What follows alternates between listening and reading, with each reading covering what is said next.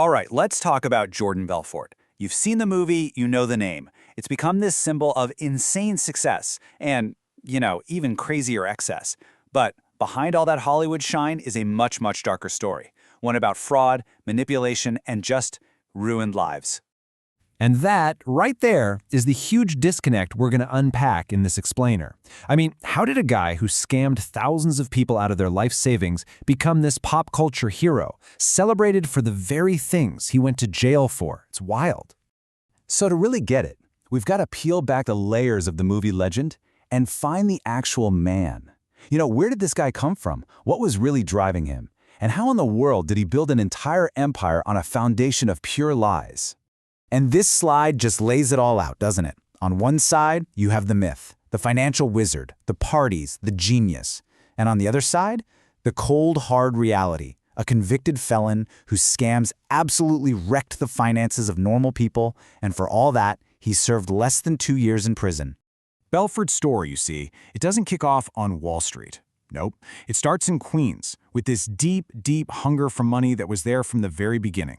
To understand the wolf, you've got to understand the kid who was just obsessed with the hustle, long before he ever saw a stock ticker. This is where the salesman was born. $20,000. Think about that. At 16 years old, in one summer. While most of us were, mowing lawns, Belfort was already mastering the art of the sale on a local beach. This wasn't just pocket change. This was the first real taste of that obsessive drive for wealth.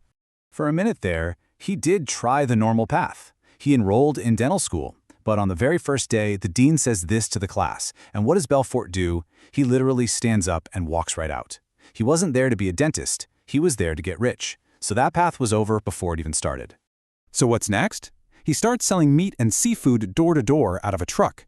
The business was a total disaster. It grew way too fast, he couldn't handle it, and it went bankrupt. But in that failure, he learned something absolutely crucial. The product was irrelevant. You could sell anything. The only thing that mattered was the pitch. After the big market crash in '87 got him laid off from a legit Wall Street firm, he stumbled into his true calling, penny stocks. And you gotta understand, this was like the Wild West of finance. Barely any rules and a massive 50% commission on every sale. It was a perfect playground for a salesman who couldn't care less about the product, only about that fat commission. And this is where the legend really takes off. He co-founds Stratton Oakmont. Now, the name sounds so prestigious, right? Like it's been on Wall Street for 100 years. The reality? It was a boiler room in a dingy Long Island strip mall, and he filled it with these young, hungry kids he could basically mold into his own personal army of selling machines. See, his real genius wasn't in finance, it was in sales psychology. He came up with this system he called straight-line persuasion. The whole idea was that every sale has a perfect path, a straight line from hello to yes. His brokers were trained to never ever let the customer wander off that line. They had a script for every objection, relentlessly pulling the conversation back, pushing them toward the close. It basically cornered clients into a yes before they even had time to think.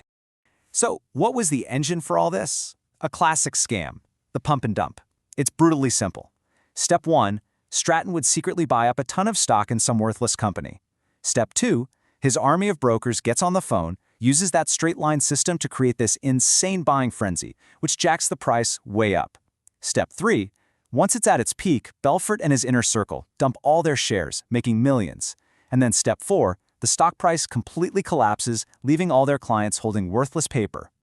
Now, when you have that much dirty money pouring in, things are bound to spiral out of control. The whole operation wasn't just built on a house of cards, it was fueled by pure greed, drugs, and adrenaline. An implosion wasn't just a possibility, it was absolutely inevitable. I mean, just look at this stuff. The office was a complete circus of debauchery. Top sellers were treated like rock stars, while anyone who wasn't hitting their numbers was publicly shamed in front of everyone. It wasn't a workplace, it was a cult, and Belfort was the cult leader, preaching one simple sermon: greed is good. But of course, a party like that can't last forever. The SEC was closing in. Complaints were piling up. His personal life was a train wreck. He literally sank his own yacht in a massive storm because he was too high to listen to the captain.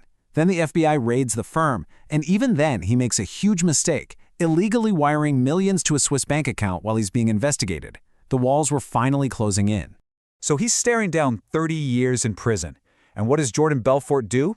He does what he's always done. He sells. Only this time, he sold out his partners and his friends to the FBI in exchange for a lighter sentence. And inside a federal prison, he started crafting his next big pitch, the story of his own life. 22 months. Let that sink in for a second. For a fraud that netted over $100 million, that's the time he served.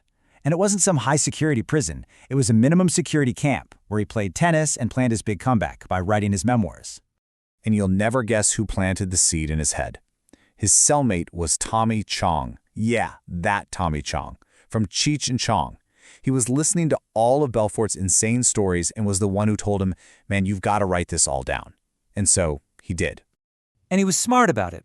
He didn't frame it as a confession or an apology. He framed it as a wild, thrilling adventure of ambition and excess.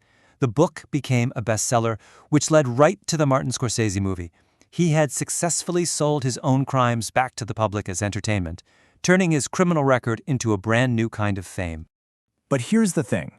While the whole world was watching the movie, quoting the lines, and celebrating this larger-than-life character, the real story, the story of his victims, got completely buried. And that's the part of the legacy the Hollywood version kind of leaves out. It's also the part that matters the most. The court ordered him to pay back $110 million. $110 million. That was supposed to go back to the thousands of people he scammed. Regular people, retirees, you name it. It was meant to make them whole again. But most of that money, it was never paid back. To this day, while Jordan Belfort flies around the world giving motivational speeches and teaching sales techniques, the vast majority of the people he ripped off have never seen a single cent of their money again. So how does he sleep at night? Well, this is how he justifies it. He just kind of shrugs and says his greed is a universal thing, that everybody's greedy. He's basically arguing he just played the game harder than anyone else. It's a total deflection, not an apology. But greed isn't some abstract concept. It has a real cost. It looks like this. A teacher who lost her entire retirement fund. A veteran who invested every penny he had saved. A family that took out a second mortgage on their house to invest with him. Their lives were shattered because they believed the pitch. And that leaves us with this final, really uncomfortable question. He sold us a story about unapologetic greed, and we totally bought it. We turned a criminal into a celebrity. So why is it, after knowing everything he did and all the people he hurt, that we're still so fascinated by, and maybe even a little willing to cheer for, the wolf?